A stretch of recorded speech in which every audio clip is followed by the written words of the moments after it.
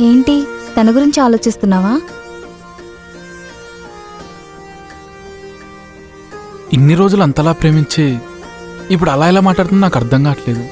చరణ్, నువ్వేమనుకోనంటే నీకు చెప్పనా? నువ్వు నన్ను తీసుకొచ్చి రూమ్లో పెట్టావని నిన్ను అనుమానించింది. వాడెవడో అడగగానే డబ్బులు ఇస్తున్నాడని నిన్ను కూడా వదిలేసి వాడితో వెళ్ళిపోయింది. అందులో లవ్ ఎక్కడుంది? సరే, నువ్వు నన్ను రూమ్కి తీసుకొచ్చి తప్పే చేసావు అనుకుందాం. కానీ అసలు నువ్వు తప్పే చేయకుండా ఉండడానికి నువ్వేమైనా దేవుడువా? కాదు కదా.